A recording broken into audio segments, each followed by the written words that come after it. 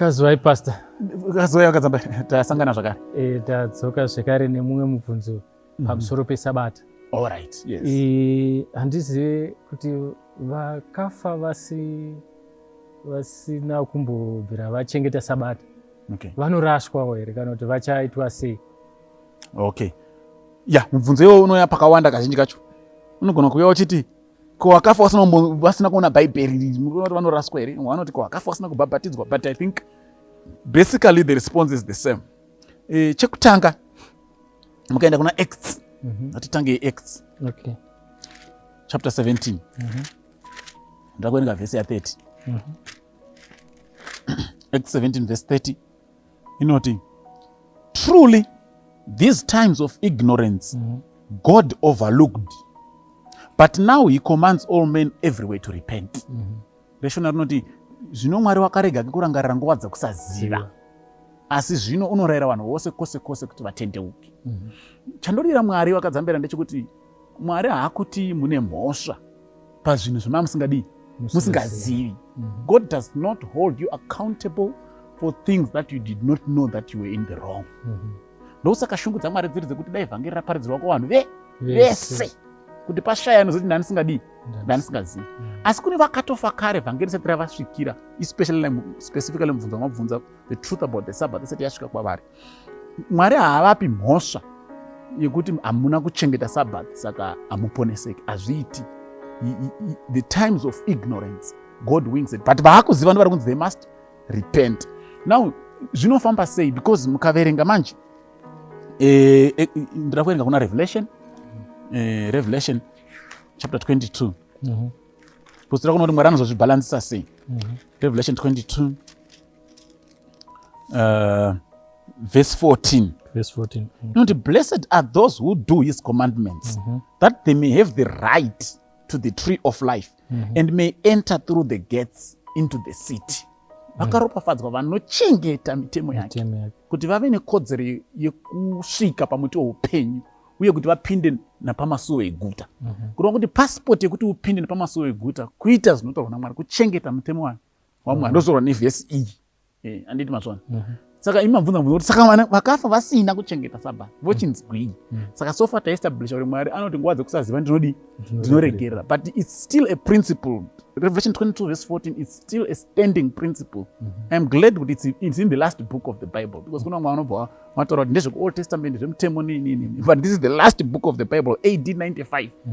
60 years after Christ had died. Blessed are those who do his commandments, so that they may enter through the gates into the city. So what is God going to do?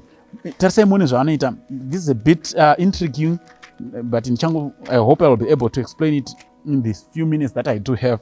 Revelation chapter 7. Verse 7. Verse 8. I think I'm going to verse 8. Chapter 8. When he opened the seventh seal, verse 1, there was silence in heaven for about half an hour. And the seals mukahadzidza ari kuti panhoroondo yethe Christian Church kubva time Jesu yaanodzokera kudenga AD 31 until again his second coming. Because pamunovhura the sixth seal pachapter 6 verse 14 iri kupera Jesu Kristu ari kunzi the day of the wrath of the Lamb has come. Vanhu vaakutiza kuenda kumakomo vachiti wigei pahasha dzauyo unouya. Then chapter 7 haiopen any seal, it's an interlude. Chapter 8 you open at the seventh seal. You know, pano opening of the seventh seal, there was silence in heaven for about 30 minutes. Now this is prophetic time. The book of Daniel and Revelation, these are prophetic books. They are apocalyptic. So they are symbolic. Even time, not it is symbolic. It's not literal. So actually there will be silence in heaven for 30 minutes. I ask about 30 literal minutes. But it's symbolic. And you unlock it using the key. Ezekiel chapter 4 verse 6 and Numbers 14 verse 34. You know what a day stands for a year. So if a day stands for a year, 24 hours, mirror a year. 30 minutes. Proportion here. It's coming to about 7 days. So there was silence for about 7 days. Panenge pakuya Jesu Kristu. Which means when Christ will come, the total journey kubva kudenga kuuya paearth kutora masenzi kudzokera kudenga, panenge paine silence ye 7 days. Why is there silence in heaven for 7 days? Because Christ is coming. Hakuna anosara kudenga. All the angels, according to Revelation 19, they will escort him. So there will be silence, about a week. No, that should make us think now.